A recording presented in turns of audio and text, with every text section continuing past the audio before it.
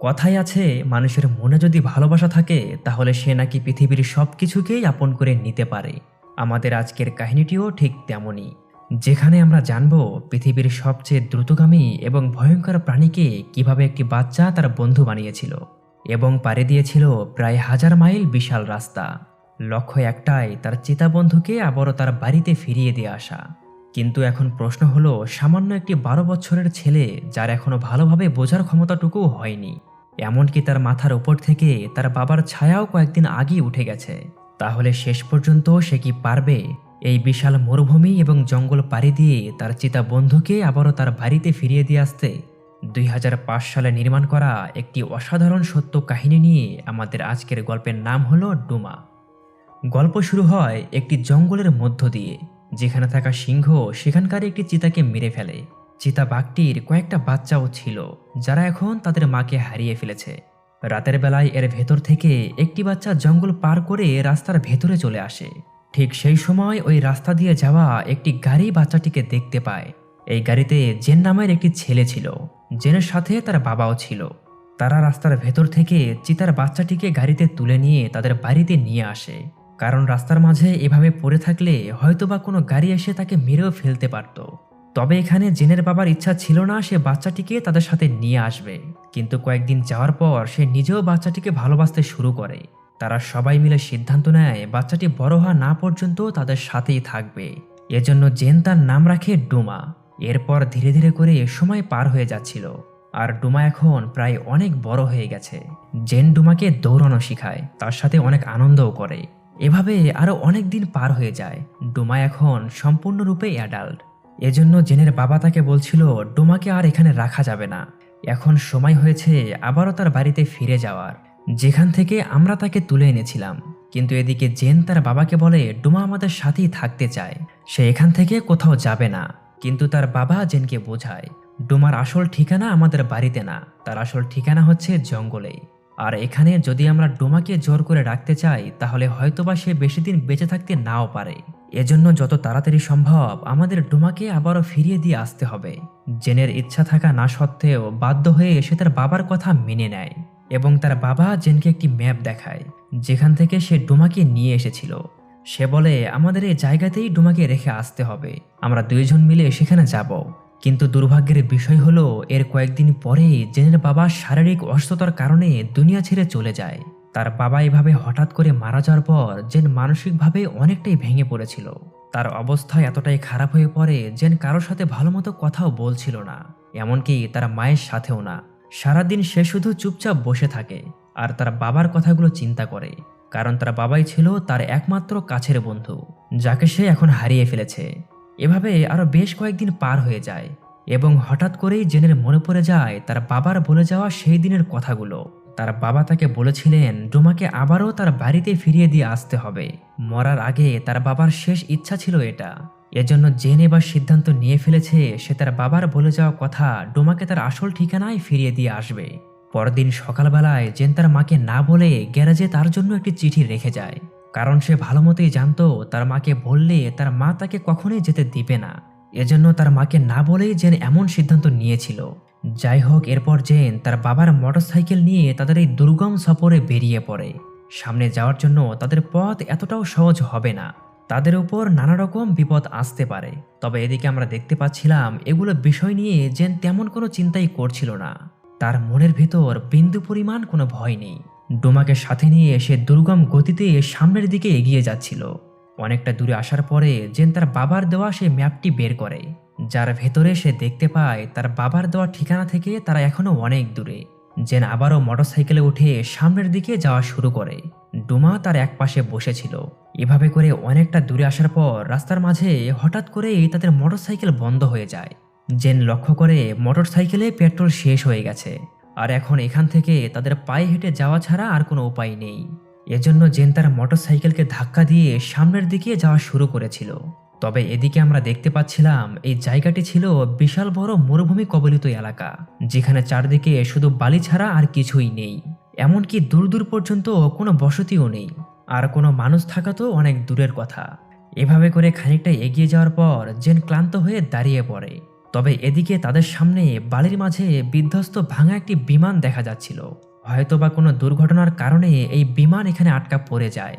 তবে ডুমাকে সাথে নিয়ে বিমানের ছায়ার মাঝে তারা কিছুক্ষণ আশ্রয় নিয়েছিল।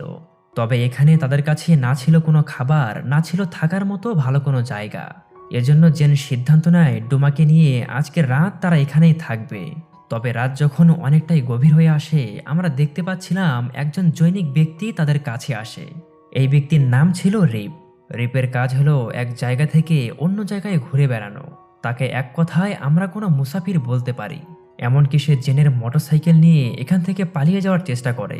তবে এদিকে জেন মোটরসাইকেলের শব্দ পেয়ে বাইরে বের হয়ে আসে এবং জেন তাকে বলে, তুমি এটা কি করছো? এই মোটরসাইকেল তো আমার। রিপ বলে, আমি মোটরসাইকেল নিয়ে দক্ষিণের দিকে যাচ্ছি, এতে তোমার কোনো সমস্যা আছে? তখন জেন বলে, আমরা উত্তরের দিকে যাচ্ছি। রিপ বলে, আমরা বলতে কি, তোমার সাথে কি আরো অন্য কেউ আছে? ঠিক তখনই ডোমা ভেতর থেকে বাইরে বের হয়ে আসে। ডোমাকে দেখা মাত্রই রিপ অনেকটাই ভয় পেয়ে যায়।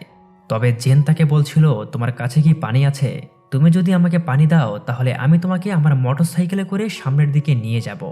জেনের কথায় রিপ তাকে খাওয়ার জন্য পানি দেয় এবং সে জেনকে বলে, বাইক চলছে না কেন?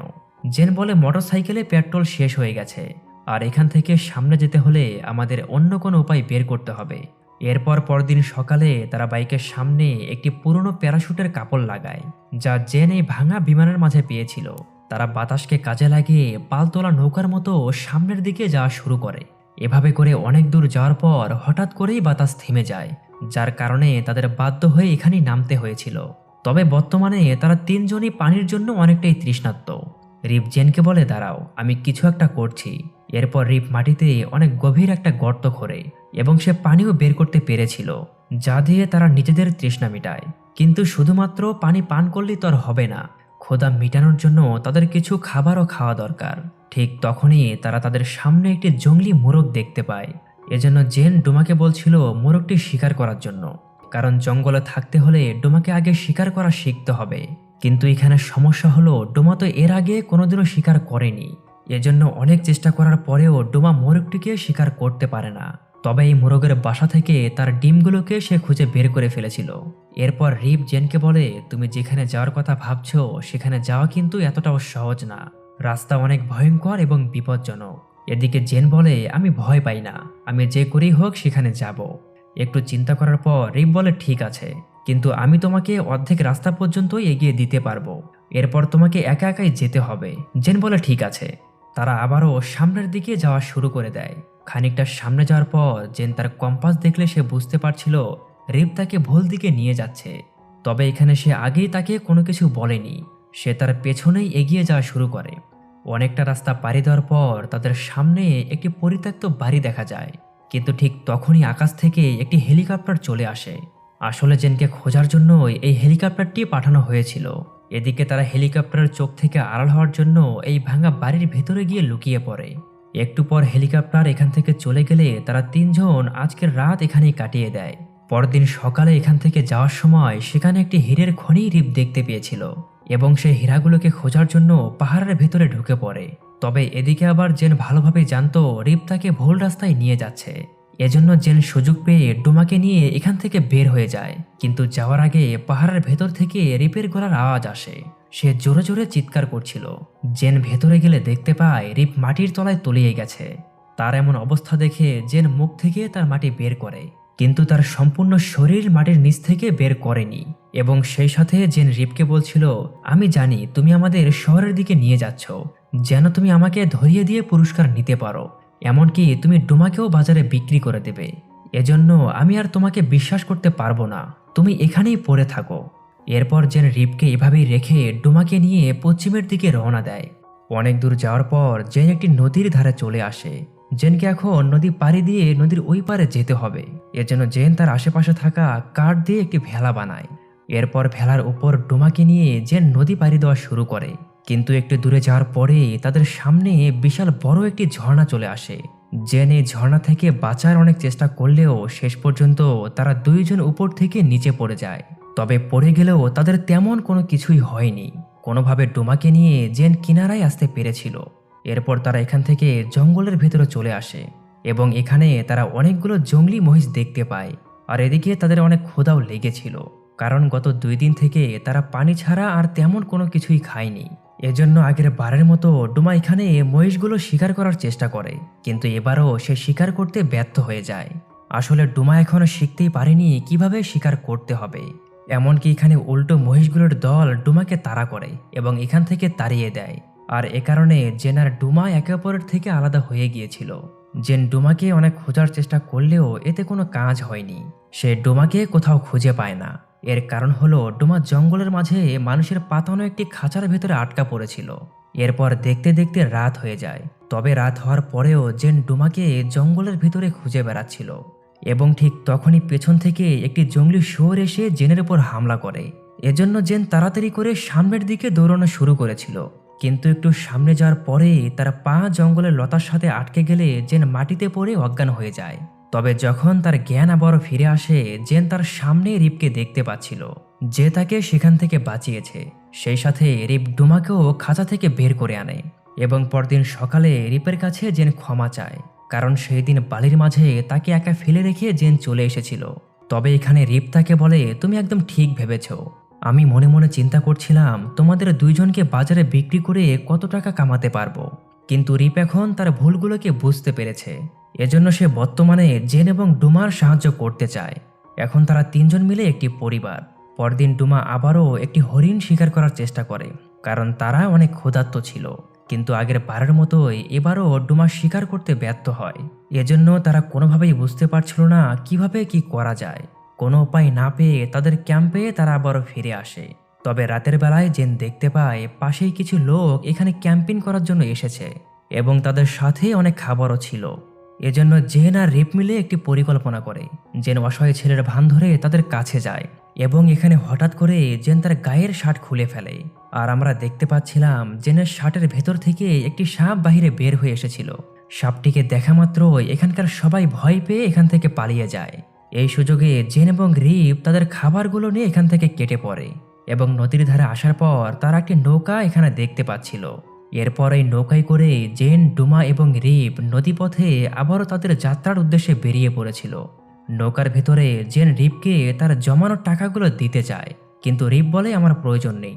তবে জেন অনেক জোর করার পর রিপ তার টাকাগুলো নিয়েছিল।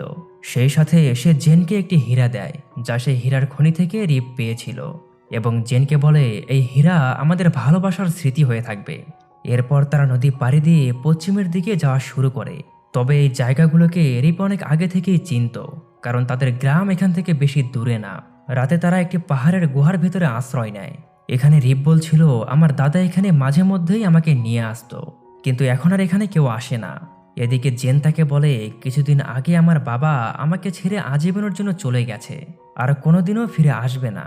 আচ্ছা, তুমি কি বলতে পারো এমনটা কেন হয়? মানুষ মারা কেন যায়? এখানে রিপ জেনকে বোঝায় আমাদের সবাইকেই একদিন চলে যেতে হবে, হয়তোবা আজ না হয় কাল। এই দুনিয়ার মাঝে কেউ আজীবন থাকতে পারে না, কিন্তু সেজন্য আমাদের দায়িত্বগুলোকে ভুলে গেলে চলবে না। তোমার বাবা তোমাকে একটি দায়িত্ব দিয়েছিল, যা তুমি এখন পালন করছো।